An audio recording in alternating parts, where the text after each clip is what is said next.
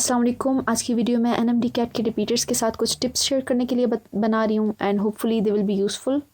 सबसे पहली बात तो ये कि जो कुछ भी हो जाए आपने प्रिपेयर्ड रहना है, क्योंकि हर साल कुछ ना कुछ ऐसे हो रहा है, या तो क्राइटेरिया चेंज हो रहा है या पैटर्न चेंज हो रहा है इस तरह से। तो चाहे जो कुछ भी हो जाए आपने ख़ुद को तैयार रखना है, ठीक है। और ऐसी चीज़ों को ख़ुद को डिस्ट्रैक्ट करने नहीं देना। जो भी आपके कोर्स में है, केपीके की बुक्स, पंजाब की बुक्स, फेडरल की बुक्स, सब कुछ पढ़ो, पहले से ही पढ़ के रखो और बहुत दफ़ा मतलब रिवीजन भी आप करो जितनी दफ़ा हो सके। मिसाल के तौर पे अगर आप 3 दफ़ा करते हो लेकिन अच्छे से रिवीजन करते हो देन दैट इज़ गुड। लेकिन ऐसे नहीं करना कि अगर आपने सिर्फ पंजाब की बुक पढ़ी हुई है तो आप सिर्फ उसी पे फोकस करो और कुछ भी ना पढ़ो, क्योंकि कुछ भी हो सकता है और आखिरी टाइम पे आपके पास इतना टाइम नहीं होगा कि आप ये भी करो वो भी करो। तो बेहतर है कि पहले से ही सारा कुछ साथ साथ लेके चलो, एटलीस्ट आपके नॉलेज में इजाफा होगा। आगे जो कुछ भी होता है आप उसके लिए तैयार होगे और आपको ये चीज़ बॉदर नहीं करेगी कि हो क्या रहा है, अभी क्या होगा, बाद में क्या होगा। अगली बात आ जाती है पास्ट पेपर्स की। चाहे आप रिपीटर हो या फ्रेशर हो, पास्ट पेपर्स करना मस्ट होता है। तो बहुत से लोग ऐसे हैं जिन्होंने अपनी फर्स्ट अटैम्प्ट में पास्ट पेपर्स पे बिल्कुल भी फोकस नहीं किया, ना ही एमसीक्यूज़ प्रैक्टिस पे किया है। तो ऐसा है कि पास्ट पेपर्स चाहे ईटा, एनएमडी कैट, नम्स, इनके एनएमडी कैट नहीं, एमडी कैट, तो मतलब इनके जितने भी पास्ट पेपर्स हैं वो अपने पास लो, फेसबुक से लेते हो या जहाँ से भी आपको मिलते हैं, और उनकी प्रैक्टिस करो, मोर देन वंस उसकी प्रैक्टिस करो।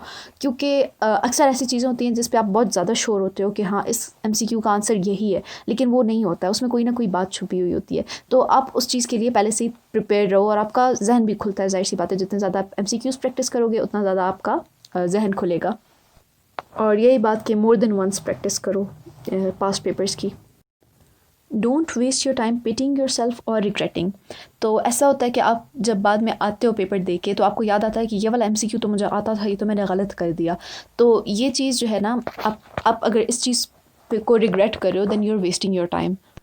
तो ऐसा है कि आपकी तैयारी ऐसी होनी चाहिए कि आप अगर कोई सिली मिस्टेक कर भी लेते हो तो वो आपके रिज़ल्ट को इतना इफेक्ट मत करे, ठीक है।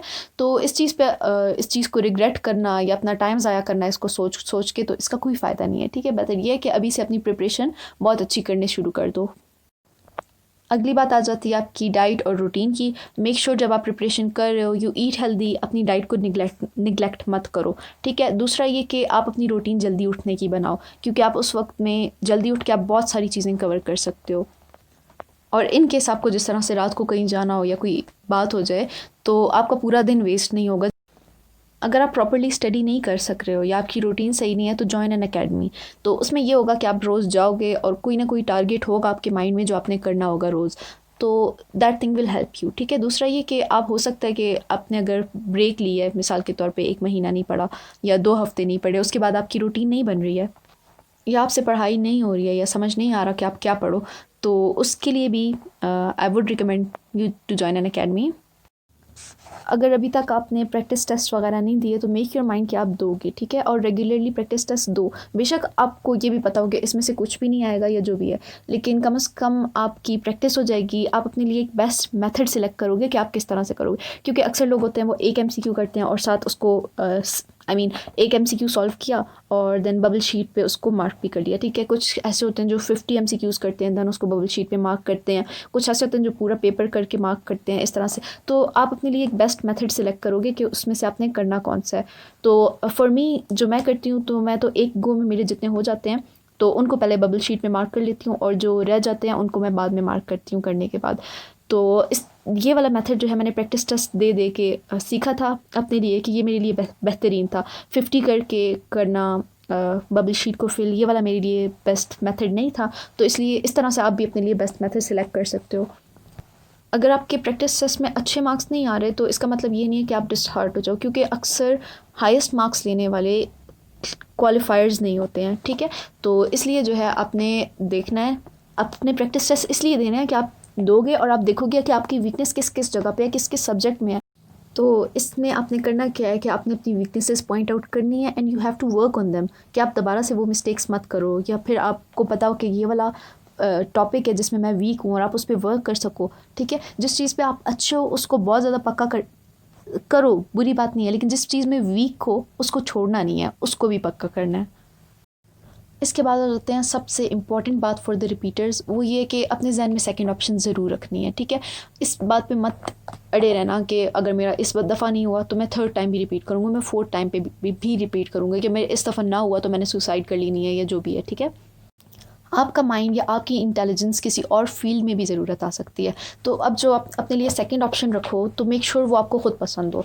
रिसर्च करो इस चीज़ पे, आपको फिजियोथेरेपी करनी है या फिर आपको लॉयर बनना है, आपको आपका जिधर दिल है आप उस चीज़ को सिलेक्ट करो एज अ सेकंड ऑप्शन। और सेकंड ऑप्शन रखने का फ़ायदा क्या होता है, जब आप पेपर देने बैठते हो और आपको स्ट्रेस हो रहा होता है, आपको मिसाल के तौर पे कोई एमसीक्यू नहीं आ रहा होता तो आप सोचते हो मेरा इस दफ़ा नहीं होगा तो मैं बर्बाद हो गया या जो भी है, लेकिन जब आपके जहन में सेकंड ऑप्शन होती है तो आपको एक तसल्ली होती है कि it's okay, this is the thing I love as well, मैं ये भी कर सकता हूँ अगर मेरा ये ना हुआ तो ऐसा होगा कि ये चीज़ आपका स्ट्रेस रिड्यूस करेगी और फिर आप बाद में अच्छे से क्वालिफाई, मतलब अच्छे से एग्ज़ाम अटैम्प्ट भी कर सकोगे।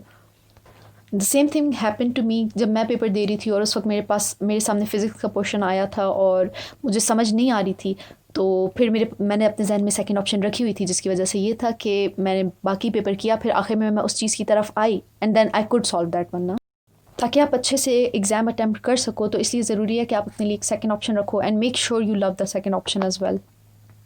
इसके अलावा डोंट फॉरगेट कि जब आप तैयारी कर रहे हो उसके साथ साथ जहाँ पे आपको अप्लाई करना है मस्ट अप्लाई करो, ठीक है, किसी यूनिवर्सिटी में या जहाँ पे भी। सबसे आखिरी बात पे आते हैं कि अगर आपको स्ट्रेसफुल थॉट्स आ रही हैं तो आप ख़ुद को एक ब्रेक दो। अब मिसाल के तौर पे आप पूरा दिन कुछ भी ना पढ़ो और पूरा का पूरा दिन आप अपने आप को दो, जो आपका दिल करता है, आपका बाहर जाने का दिल करता है, जो कुछ भी करता है आप वो करो, एक वॉक पे चले जाओ। इस तरह से ऐसे होगा कि आपका माइंड रिफ़्रेश हो जाएगा और आप दोबारा से पढ़ने की पेस पे आ सकते हो अपना। And that is all for today.